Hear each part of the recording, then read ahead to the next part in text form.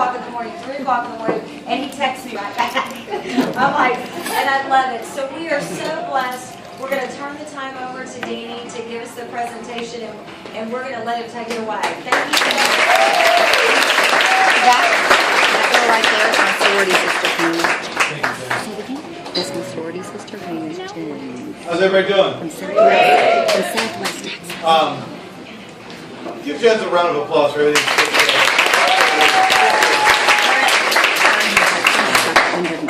And Shelly, thanks for asking me to come help you with that today. Like, I'm out here to do this presentation, and I'm thinking, well, maybe I can get a different job of helping people jumpstart their cars. So give Shelly a round of applause. I don't know what, like, I've been meeting people around here, and people are like, oh man, we heard you're an awesome speaker. I'm a construction worker by trade.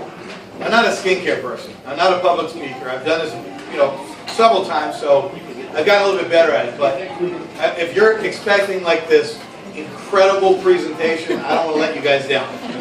So whatever she said about me, just take it down a little bit. So I'd appreciate that. But let me just give you my background.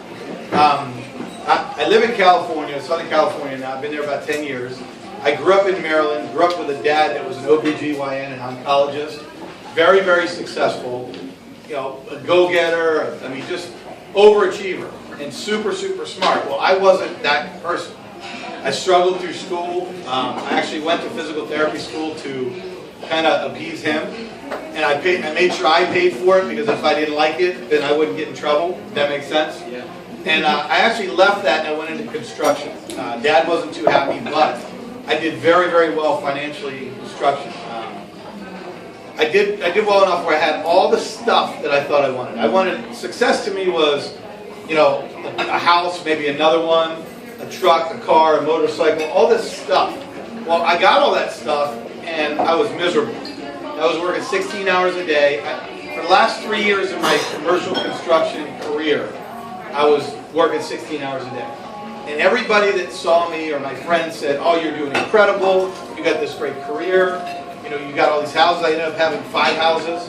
And I was just complaining to everybody. And I complained to a buddy of mine that I think he caught me at the right time when he shared relationship marketing with me. And I don't know if anybody in this room is like me, but I grew up with a mom that was, she was in Amway. We've all heard of Amway, right?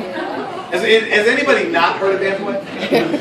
Okay, well, my mom was one of those moms that was overzealous. Like, she would chase somebody down in the parking lot and be like, you're being incredible at my business. And it used to freak me out as like a 12-year-old kid. And I said, I don't ever want to do that, like ever. But I ended up taking a look at this other company. I got started with it. I didn't have a lot of time, obviously. But I put in a few hours a week. But the hours that I put in there were dead set on making something happen. It didn't happen overnight, but in about 18 months, a year and a half, I left my career. And the funny thing was, I had like an intervention from my friends. They go, you're going to go do what? I go, yeah, I'm going to do network marketing. They go, are you crazy? You got this great career. I go, I got no life. And I go, I don't have a family. If I want to have a family, it'd be like they'd be roommates or something. And I didn't want that. I wanted a life. So I got started with that company. I left my career.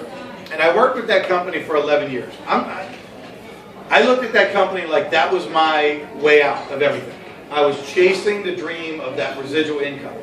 And I was making money, but I never really got it off the ground. It was a very, very difficult business. I got very good at sales, and nobody could duplicate what I did.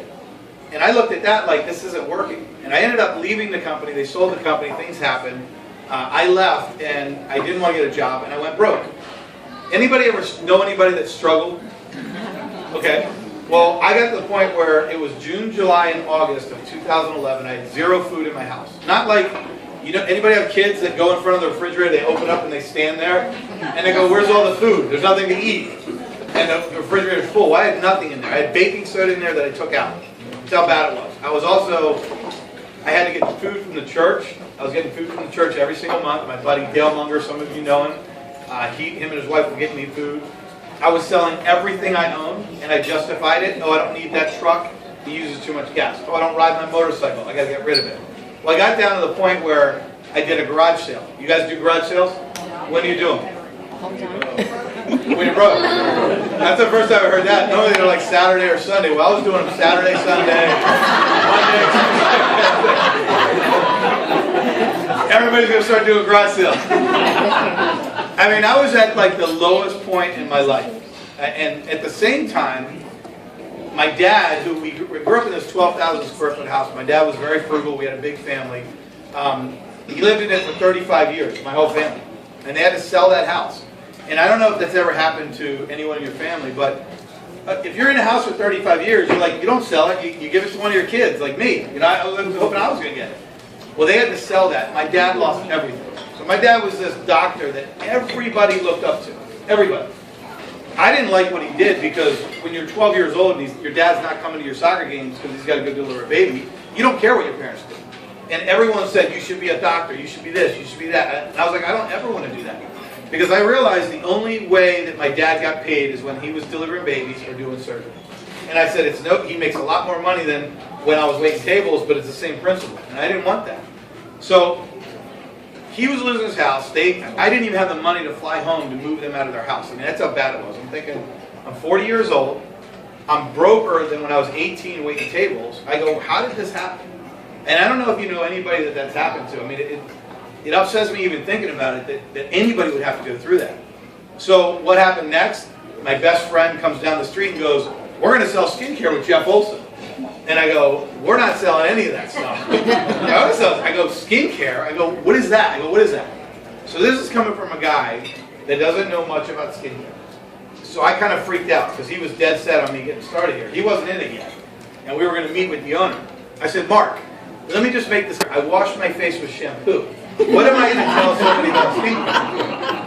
And I remember him laughing, going, don't tell anybody that. But how many guys will admit it? How many guys will admit it? A couple, like 2, 3. Okay, thanks guys. Appreciate that. So then I started freaking out as a guy that didn't know anything about skincare. And I go, that's a woman's business. He goes, that's ego. I go, no, I'm just scared about skincare. And then I said, wait a minute. I go, Mark, you expect me to go over to my buddy's house with a pink bag and say, let me give you a facial. I go, I don't care how much money you'll pay me, I'm not doing it. And then we kind of argued about it. We fought about it. Well, about a week later, Jeff Olson flew out. He said something that stuck with me. He said, Danny, put your ego away. It's not about you. He goes, who wants to look good? I go, everybody. He goes, well, this product's for everybody. He goes, you just haven't been exposed to skincare products. He goes, if you were married, you know what skincare products were. And I said, okay, well, I'm not married, and most of my friends aren't, so I don't know about that. And then he said, he goes, how's your finances right now? I go, I'm broke. He goes, how's that feel? I go, it sucks.